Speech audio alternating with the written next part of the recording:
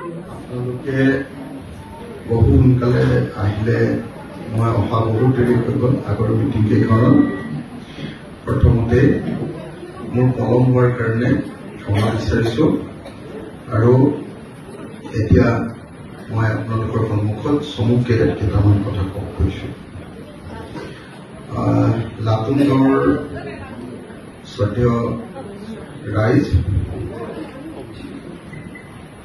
অকণ কথা নাপাতিলে ভাল হ'ব দেই শ্ৰদ্ধেয় ৰাইজ আমি আজি আচলতে দ্বাদশ ন 12 নম্বৰ দিন নহয় আজি আমাৰ 12 নম্বৰ দিন আমি 19 তাৰিখৰ পৰা শিৱসাগৰৰ প্ৰতিটো পঞ্চায়তত এটা দিন কটাইছো আজি হাঁহচৰা পঞ্চায়তত আপোনালোকৰ মাজত গোটেই দিনটো ৰাতি 12:51 বজালৈকে কটাম আৰু আপোনালোকৰ লগত কথা পাতি এই পঞ্চায়তৰ বিভিন্ন মানুহৰ লগত কথা পাতি এটাকৈ আমাৰ সমস্যাবিলাক সমাধান কৰিবলৈ চেষ্টা কৰিম কিন্তু মই ইয়াৰ স্থানীয় সমস্যাবিলাকৰ বিষয়ে আলোচনা কৰাৰ আগতে প্ৰথমতে আমি কিয় এনেকৈ যাত্ৰাটো কৰি আছো এই সম্পৰ্কে কেইটামান কথা ক'ব খুজিছো আমাৰ যাত্ৰাটোৰ প্ৰধান উদ্দেশ্য হ'ল এখন নতুন অসমৰ কাৰণে অসমৰ প্ৰত্যেকজন নাগৰিকৰ এটা ভৱিষ্যতৰ কাৰণে এনেকুৱা এটা ইনফ্ৰাষ্ট্ৰাকচাৰ বা এনেকুৱা এটা আন্তঃগাঁথনি আমি গাঁৱে গাঁৱে নগৰে নগৰে বনাব খোজো যি আন্তঃগাঁথনি বা যি কামবিলাকৰ জৰিয়তে অসমৰ প্ৰত্যেকজন নাগৰিকে এদিন ভালকৈ খাবলৈ পিন্ধিবলৈ কাম কৰিবলৈ সুযোগ লাভ কৰিব পাৰিব আজি স্বাধীনতাৰ ৭৮ বছৰ পাৰ হৈ গ'ল আমাৰ দেশখনে স্বাধীনতা পোৱা কিন্তু এতিয়াও মই এটাই উদাহৰণ এতিয়া দি আছো যে এতিয়াও মোৰ মা আৰু দেউতাই 250 টকাৰ বৃদ্ধ পেঞ্চন এটাৰ কাৰণে চিন্তা কৰিব লাগে মোৰ মা আৰু দেউতা বুলি কওঁতে মই সকলো মা দেউতাৰ কথা কৈছো 250 টকাত এতিয়া এটা হৰলিক্স কিনিব নোৱাৰে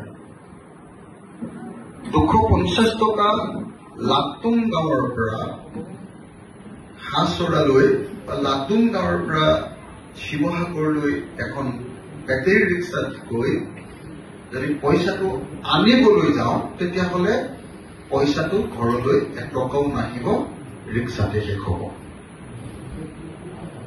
মানে তাৰ পাছতো মোৰ দেউতা আৰু মোৰ মায়ে 250 টকাৰ বৃদ্ধ পেঞ্চনটো বিচাৰি হাহাকাৰ কৰিছে তাৰ কাৰণটো হ'ল আমাৰ গাঁৱৰ মানুহ আৰু অসমৰ গাঁৱৰ মানুহ নহয় নগৰৰ মানুহৰো আমাৰ হাতত পইচা বোলা বস্তুটো একেবাৰে কম টকা নগদ ধন কেলে নগদ ধন কম নগদ ধন কম হোৱাৰ কাৰণটো হ'ল যে টকা আহে দুটা ঠাইৰ পৰা এটা আহে চাকৰিৰ পৰা এটা আহে বজাৰৰ পৰা আপুনি যদি চাকৰি কৰে তেতিয়াহ'লে মাহেকীয়া দৰমহাত আপোনাৰ পইচা আহিব আৰু আপুনি যদি বজাৰলৈ বস্তু বিক্ৰী কৰিবলৈ লৈ যায় বস্তু বিক্ৰী কৰিলে এটা পইচা আপোনাৰ ঘৰলৈ আহে এতিয়া অসমত 3,40,00,000 মানুহ আছে তাৰ মাত্ৰ 5 লাখ মানুহে চাকৰি কৰে 3,40,00,000 মানুহৰ 5 লাখ মানুহে চাকৰি কৰে বাকী গোটেইবিলাকৰ চাকৰি নাই বাকীবিলাক মানুহে পইচা যদি পাবলৈ ক'ৰ পৰা পাব লাগিব বজাৰত বস্তু বিক্ৰী কৰিবলৈ নিব লাগিব আৰু বজাৰলৈ বস্তু নি যদি সেইটো বিক্ৰী হয় তাৰ পৰা যিটো পইচা পাব সেইটো ঘৰলৈ আহি জমা হ'ব কিন্তু দুৰ্ভাগ্যৰ কথা যে অসমৰ মানুহে বজাৰত বিক্ৰী কৰিবৰ কাৰণে একো বস্তুৱে ইনকাম নকৰে। বজাৰত নিবৰ কাৰণে হাতত একো পইচাই নাথাকে, সেই একো বস্তুৱে নাথাকে। কেলে নাথাকে? তাৰ কাৰণটো হ'ল যে আমি ধান খেতি কৰো নিজৰ ঘৰত যেনে তেনে খাবলৈ যোৱা। কিছুমান মানুহটো আছে যে ধান খেতি কৰে নিজৰ ঘৰতো খাবলৈ নোজোৰে। এবিঘা 2 বিঘা মাটি আছে, এবিঘা বা 2 বিঘা মাটি আছে, তেওঁলোকে আনৰ ঘৰত ধান কাটে, তেওঁলোকে আনৰ ঘৰত হাল বায়, তেওঁলোকে আনৰ ঘৰৰ মাটি আধি লয়, তেওঁলোকে আনৰ ঘৰৰ মাটি বন্ধক লয়, বন্ধক। গতিকে কি হয়, তেওঁলোকৰ ঘৰত খাবলৈও ধান কেইটাই নাটে। সেইকাৰণে মই আপোনালোকক এটাই কথা ক'ব খুজিছো, সত্যৰ ৰাইজ,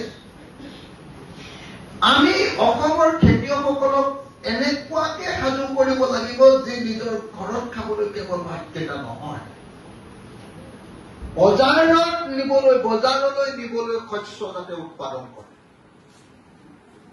ঘৰত খাবলৈতো হ'বই, আকৌ সেইটো আকৌ বজাৰলৈ নিব লাগিব, বজাৰত নি বিক্ৰী কৰিব লাগিব, সেইটোৰ পৰা পইচা আহিব লাগিব।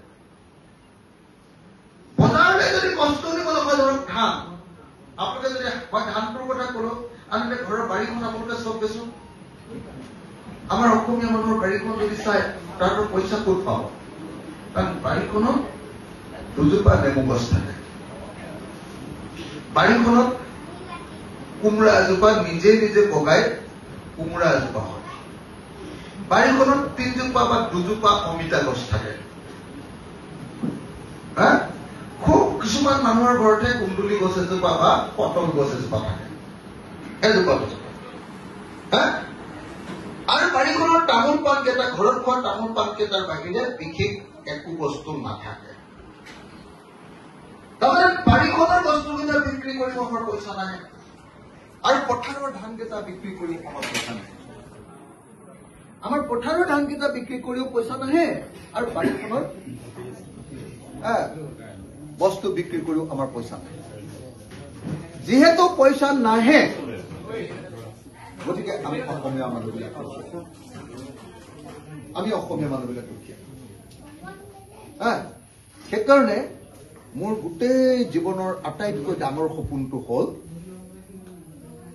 যে মই অসমৰ খেতিয়কবিলাকক আটাইতকৈ ডাঙৰ সপোন মোৰ যে অসমৰ খেতিয়কবিলাকক খেতি কৰাৰ এনেকুৱা এটা সুযোগ দিম, যি সুযোগৰ জৰিয়তে তেওঁ নিজৰ ঘৰত খাবলৈ উৎপাদিত বস্তুবিলাকৰ উপৰিও সেই বস্তুবিলাক তেওঁ বজাৰলৈ বিক্ৰী কৰিবলৈ লৈ যাব পাৰে। তেতিয়াহ'লে কি কৰিব লাগিব? যদি তেনেকুৱা কৰিবলৈ হয়, কি কৰিব লাগিব? এটা কাম কৰিব লাগিব যে তেওঁলোকক মাটি দিব লাগিব। তেওঁলোকক মাটি দিব।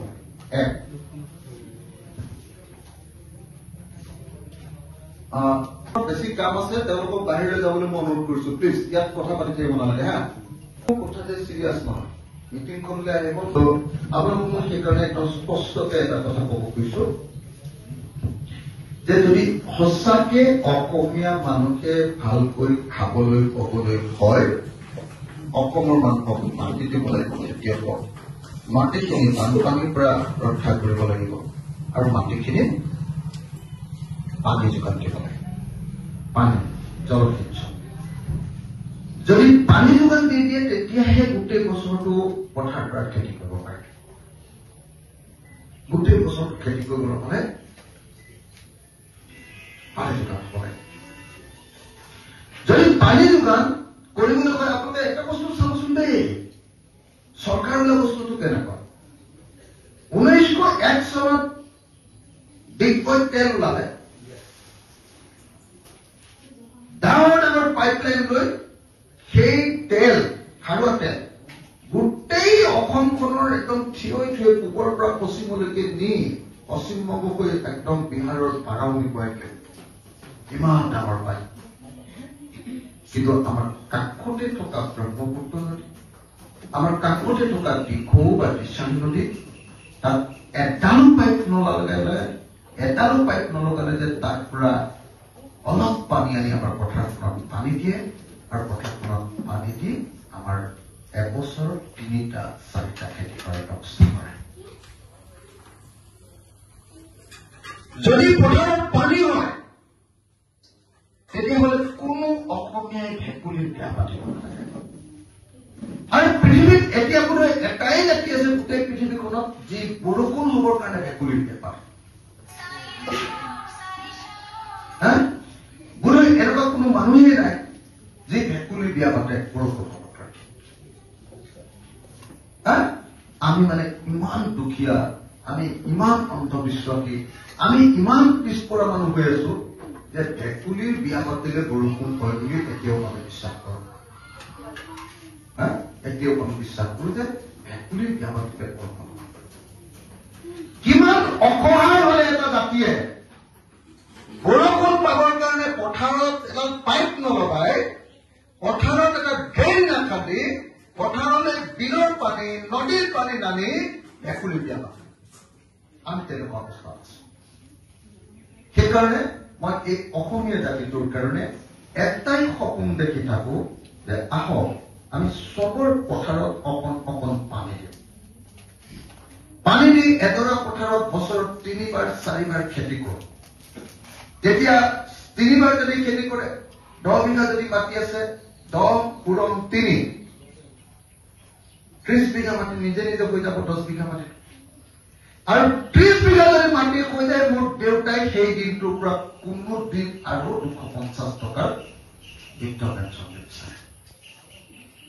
আৰু মোৰ নবৌয়েও সেই দিনটোৰ পৰা 1250 টকাৰ অৰুণোদয় পাবৰ কাৰণে হাহাকাৰ নকৰে। আৰু মোৰ কোনো পেহীয়ে হিমন্ত বিশ্ব শৰ্মাৰ মিটিঙলৈ গৈ 10বাৰ মিটিঙলৈ গৈ 10,000 টকা পাব বুলি মিটিঙলৈ গৈ মিটিঙতে গৈ নিজৰ সন্তান প্ৰসৱ কৰিবলগীয়া নহয়। মই তেনেকুৱা এখন অসম বিচাৰি কৰি ফুৰিছো, যিখন অসমত চৰকাৰে নদীৰ পৰা পানী দিব, তলৰ পৰা পানী দিব, বিলৰ পৰা পানী দিব, আৰু আমি সকলোৱে খেতি কৰিম। খেতি কৰিবৰ কাৰণে যদি সঁচাকে যদি সুযোগ পাওঁ, মই যদি কোনোবা দিন চৰকাৰলৈ আহোঁ, চৰকাৰ যদি এইবাৰ আগতে যোৱাবাৰ অকল এটা MLA আছিলো, গতিকে মই বিৰোধী। এইবাৰ যদি আমি 15টা বা 20টা যদি জিকাব পাৰো 26ত, তেতিয়াহ'লে আমাক নোলোৱাকে কোনেও চৰকাৰ কৰিব নোৱাৰে। যদি চৰকাৰৰ অংশীদাৰ হওঁ, মোৰ 2-3টা কথাই মোৰ থাকে। বেলেগ মই মন্ত্ৰী কোৱা, কিবা কোৱা, পইচা পতা এইটোৰ কাৰণে নহয়। 3টা কথা। 1, সেই চৰকাৰখনে সকলোৰে পথাৰত পানী দিব লাগে। নাম্বাৰ 2, যদি নিদিয়ে সেই চৰকাৰক মই থাকিবলগীয়া নিদিওঁ। নালাগে, ভাঙি দিয়ে, সেই চৰকাৰ কোনো কাম নাই। যি দুখীয়া মানুহৰ পথাৰত অকণ পানী দি মানুহজনক অলপ ইনকাম বঢ়াই দিব নোৱাৰে। 78 বছৰৰ পৰা কেতিয়াবা কংগ্ৰেছ আহিলে নকৰিলে, জনতা আহিলে নকৰিলে, AGP আহিলে নকৰিলে, AGPৰ লগত CPM থাকিলে নকৰিলে, এইবাৰ BJP আহিলে নকৰিলে। আৰু কাৰণে আচল কামকেইটা এটা নকৰিলে। সেইকাৰণে মোৰ জীৱনৰ সপোনটো হ'ল অসমীয়া জাতিক মই বছৰৰ সকলো সময়তে খেতি কৰাৰ জাতিত পৰিণত কৰে। মোৰ জীৱনৰ সপোনটো হ'ল অসমীয়া জাতিক মই আনৰ ওপৰত হাত পাতি চলা জাতিত নকৰি 250 টকাৰ অৰুণোদয় আঁচনি বা কেৱল 5 কেজি চাউলৰ ওপৰত, চৰকাৰী চাউলৰ ওপৰত নিৰ্ভৰ নকৰি নিজেই নিজৰ বস্তু উৎপাদন কৰা জাতিত, যাক ইংৰাজীত প্ৰফেচনেল পেছাদাৰী, সকলো কামতে পেছাদাৰী ৰূপে গঢ়ি তোলা এটা জাতিটো গঢ়ি তুলিব খোজো। এই সপোনটো লৈ এনেকে ঘূৰি ফুৰিছো। কোনো দিন কম্প্ৰমাইজ কৰা নাই, কোনো দিন চৰকাৰৰ ওচৰত চাৰেণ্ডাৰ কৰা নাই, কোনো দিন কাৰো ওচৰত কেতিয়াও তলমূৰ কৰা নাই। আৰু অন্নবৰতে এটাই সপোন লৈ আহিছো যে অসমীয়া মানুহবিলাকক ধনী কৰিম, এদিন হ'লেও ধনী কৰিম। গতিকে মই আপোনালোক সকলোকে অনুৰোধ কৰিলো, আহক আমি এখন নতুন অসম গঢ়িবৰ কাৰণে চেষ্টা কৰোঁ। মই ভাবো যে 2 নম্বৰ যিটো কাম আমি কৰিব লাগিব সেইটো হ'ল, এতিয়া বজাৰখনলৈ যিবিলাক মানুহ যায়, বজাৰখনলৈ যিবিলাক মানুহ যায় মানে ধৰক গাঁৱত আপোনালোকৰ বিলাহী উৎপাদন, কিন্তু যি সময়ত বিলাহী কৰে সেই সময়ত বিলাহীৰ কেজি 3 টকা হয়, আৰু যি সময়ত আমি কিনি খাওঁ সেই সময়ত বিলাহীৰ কেজি 30 টকা। চাহপাতৰ দাম কোনোদিন কমা নাই, কিন্তু কেঁচা চাহপাতৰ দাম কোম্পানীৰ ওচৰত টকাই কমে। একদিন মোৰ ডিব্ৰুগড়ৰ পৰা হাহাকাৰ কৰি আছে, হাহাকাৰ যে চাহপাতৰ দাম 12 টকা কৰিলে আপুনি হাল্লা কৰক, হাল্লা কৰক, হাল্লা কৰক। 12 টকাত চাহপাত কৰিলে কোনো চাহপাতৰ খেতিয়কে দিলে লাভ নাথাকে। 2 নম্বৰ মই যিটো কাম কৰিব খোজো, বজাৰখন আমাৰ অসমৰ মানুহৰ হাততে আনিব খোজো। 2, আজিৰ দিনটো মই চোলাটো কিনি আনিছো অনলাইন। অনলাইন মানে আমেৰিকান কোম্পানী আমাজন। এই চোলাটো দিবলৈ অহা অসমীয়া ল'ৰাটোৱে 20 টকা এটা ডেলিভাৰী চাৰ্জ পোৱাৰ বাহিৰে সব ইনকামটো গুচি গৈছে, লাভটো গুচি গৈছে আমেৰিকাত। যদি আমেৰিকানে গোটেই খুচুৰা বেপাৰৰ লাভ চাই, তেতিয়াহ'লে অসমীয়া মানুহে ক'ত বেপাৰ কৰি খাম? নৰেন্দ্ৰ মোদী নহালৈকে আপোনালোকে নৰেন্দ্ৰ মোদীকটো অকল এনে ভাষণটোহে শুনিছে। আমি ভিতৰৰ পৰা চাওঁ নৰেন্দ্ৰ মোদী। নৰেন্দ্ৰ মোদী নহালৈকে ভাৰতবৰ্ষৰ কোনো খুচুৰা বেপাৰত বিদেশী কোম্পানী সোমাব নোৱাৰিছিলে। খুচুৰা বেপাৰ অকল অসমৰ ভাৰতৰ মানুহে কৰিব পাৰে। সেইকাৰণে অনলাইনত এনেকে চোলা বিক্ৰী কৰিব নোৱাৰে তেতিয়া।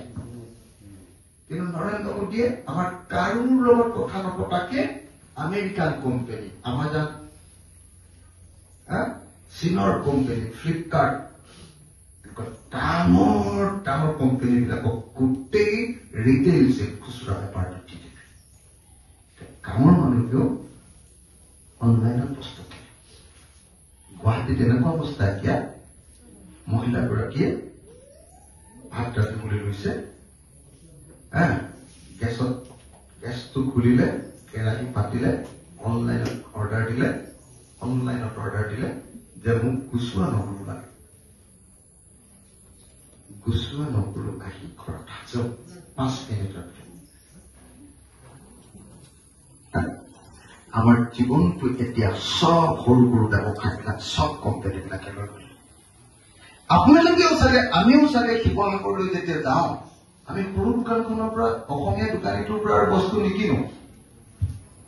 আমি বস্তু কিনি কাৰ পৰা? আমি বস্তু কিনো এতিয়া শ্বপিং মলৰ পৰা। বিশাল, ৰিলায়েন্স ট্ৰেণ্ড, টাটা কি আছে নহয়,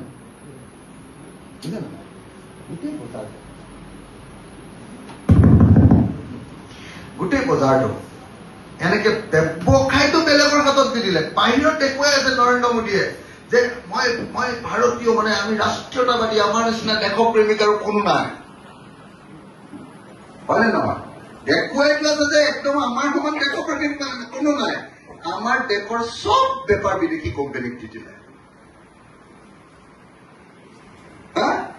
আমিতো গমেই নাপাওঁ। যি কংগ্ৰেছৰ বিৰুদ্ধে লাগি আমি বিজেপিক ভোট দিছিলো, কংগ্ৰেছ 2 নম্বৰী হৈ গ'ল, দুৰ্নীতি পৰায়ণ হৈ গ'ল, একদম নতুন আমাৰ চৰকাৰ আনিব লাগে, আমি চবে হাল্লা কৰি ভোট দিলো, গৈ সেইকেইটাই আমাৰ দেশখনকে বিক্ৰী কৰি দিলে। এতিয়া 3 নম্বৰ কথাটো হ'ল, মোৰ 3 নম্বৰ সপোনটো কি জানেনে ৰাইজ? মোৰ 3 নম্বৰ সপোনটো হ'ল অসমৰ প্ৰত্যেকজন মানুহক কাম দিয়া। প্ৰত্যেকজন মানুহক কাম দিয়া। এতিয়া অসমৰ 5 লাখ মানুহে চাকৰি কৰে, আৰু কোম্পানীত আৰু 5 লাখ আছে, 10 লাখ মানুহৰ কাম। মানুহ আছো আমি 3,40,00,000। 3,40,00,000 ভিতৰত 10 লাখে কাম কৰো, বাকীবিলাক